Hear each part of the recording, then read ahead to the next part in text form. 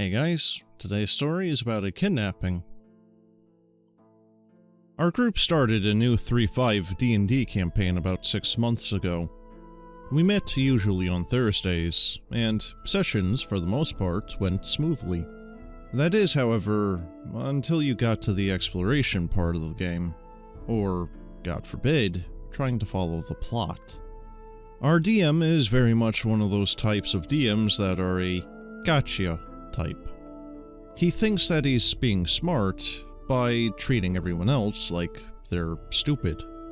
Saying that we need to search our surroundings because you never know what you'll find. But unfortunately, he doesn't understand the idea that, in order for this to work, you need to let us know that there is something to really find in the surroundings in the first place.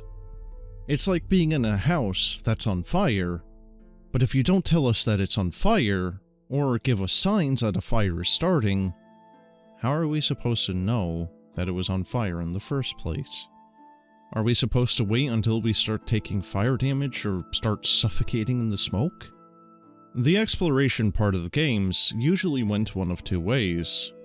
Either, one, we enter a place of story or lore significance, and we try to figure out what is going on, but the DM doesn't know or want to tell us even though we're asking the right questions, or they aren't specific enough for his liking to the point where you have to somehow know that you need to sacrifice a virgin princess to the devil during a full moon at midnight while playing the banjo and singing in the primordial language of the serpent to figure out that the glass is shattered because a dart went through it.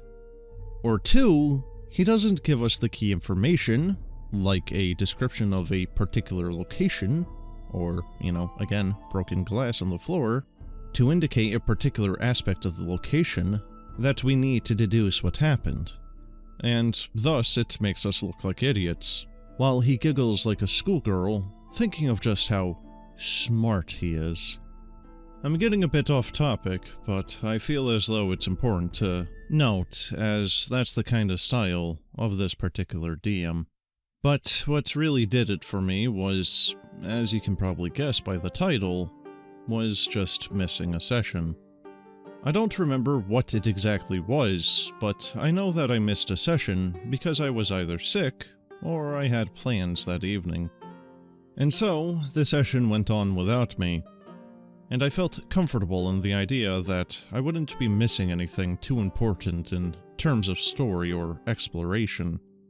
I wasn't expecting him to just spit in the face of my character and bastardize her further, but I suppose a little bit of context is needed to understand my outrage. My character had some pretty good gear on her that our DM irresponsibly gave us. Basically, there's this NPC who is the god of trading, and will do just about anything for a bargain, no matter how small or legendary. The long and short of it is one of our characters, who is a rogue, traded an item, and this entity said that he would give us something that was something like 10,000 gold. Or 11 magic items for whatever a rogue was proposing to trade. Naturally, we took the latter. These items were more or less randomly generated, and so this party of level 2s got some mid-late game tier stuff because of how inexperienced the DM was, or because he thought it was fun. Now, admittedly, it was fun, but it didn't really stick with us. To me, it just felt like something that I could exploit with very little to no consequences. In any case, my character walked away with some pretty good stuff. I ended up getting a +5 harness of giant strength, which buffed my strength from an 18 to a 23. I also had a lantern of revealing, a pearl necklace of water breathing, and a breastplate that did 1d4 lightning damage whenever I was struck by an attack. But eventually the session came where I wasn't going to be there, and the DM needed a reason to explain why I couldn't be with the party. And rather than doing the logical thing, such as having my character go off and do some work at the local church, or perhaps just doing some small activities while the party was dealing with the story stuff, he decided to just have my character kidnapped. And when he told me about it, I was admittedly interested to see where it would go. It would make for a great story arc if the party tried to find me, and I could make my daring escape from my captors and meet up with the party as we go to kick some butt. It would be a great experience for us as characters to grow and show how we need to stick together to survive. And the party really wanted to see that, as I could see it in their eyes when he was recapping the session. But instead, what he told me was, "Your character was kidnapped. You woke up completely naked, stripped of all your gear. You made your escape and you now have a +1 masterwork longsword and leather armor." I was in a bit of shock. Did he really just say that? I really just lost all of my gear. Absolutely everything. The DM just smiled and nodded. "Yep. You weren't raped or anything like that. They just wanted to ransom you back to the party." Like that makes it any better. Excuse me, but what the hell? Other players have missed sessions and you've just had them go off and work at their temples. Why does my character get kidnapped? And while you say I wasn't raped, why would they take everything off of my person? Narratively speaking, the kidnapping kind of made sense, as it was some kind of assassin guild or something, but even then, if I was going to escape at the next session, why have me kidnapped in the first place? And you might be thinking that I'm pissed off over the loss of some good magic items, and you would be partially correct, as yes, losing magic items sucks. But I don't try to get attached to my stuff, and when you have a wizard in the party, it's an easy fix. The problem was more or less in how the situation presented itself.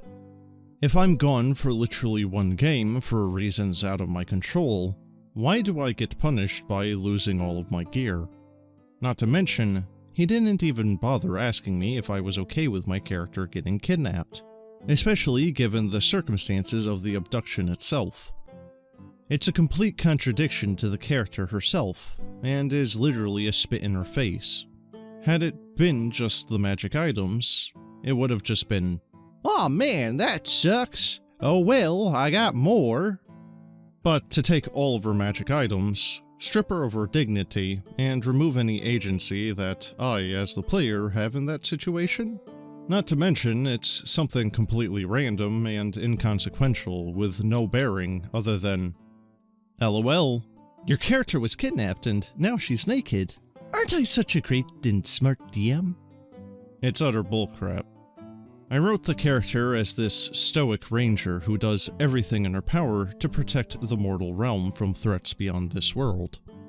Coming from a traumatic childhood and adolescent life, she had to escape her old life and is now trying to find some good in this world, and hopefully some friends or family along the way, while still harboring anger for the person who put them in that life to begin with. Having this character not only be kidnapped, but stripped of everything that she holds dear, from her swords to the very clothes on her back, and waking up in a very familiar situation to the one that she left, is traumatizing to her. Not to mention, it ruins a lot of what I've been trying to do with her, and the fact that the DM more or less just ignored the trauma that he just did to my character, and acting as if nothing happened. But keeping the continuity makes me wonder why have it in the first place. If it's an excuse for me not to be in the party, there are much better ways to do it.